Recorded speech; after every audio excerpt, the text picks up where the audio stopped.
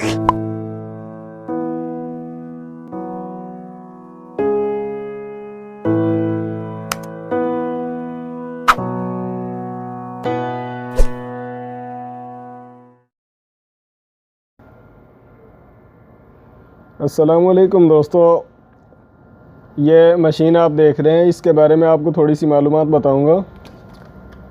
तो दोस्तों, ये मेरे पास मशीन है। इधर इसमें 220 पावर इन करने के लिए जगह है, और इधर इसका फ्यूज़ लगा हुआ है, और फ्रंट साइड पर ऑन ऑफ बटन लगा हुआ है। साथ में हीटर का वॉल्यूम लगा हुआ है। ये आप देख सकते हैं, ये 60 से 120 तक जाता है।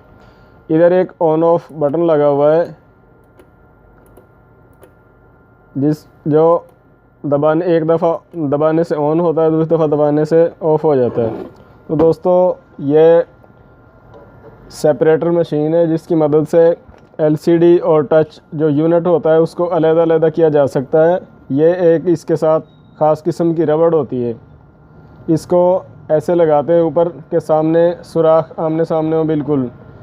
तो दोस्तों, ये मशीन इससे पहले जो मशीनें आई थी उनसे ज़्यादा कारआमद है। इसमें वैक्यूम का सिस्टम है जो ज़्यादा कामयाब है। इससे ज़्यादा फ़ायदा ये है कि एलसीडी में जब सेपरेट करते हैं तो निशान नहीं आते। पहली जो मशीनें थी उनसे एलसीडी में पीले पीले निशान पड़ जाते थे। तो दोस्तों, ये वैक्यूम सेपरेटर मशीन है, जिसकी मदद से यूनिट जो टच और एलसीडी फिक्स होती है साथ में, उसको अलग-अलग किया जा सकता है इसकी मदद से।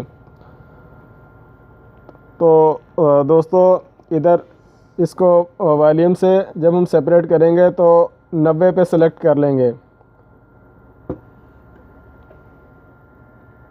तो दोस्तों, यह थी मशीन के बारे में मालूमात। नेक्स्ट वीडियो में हम आपको मशीन चलाकर टच और एलसीडी को अलग-अलग करके दिखाएंगे।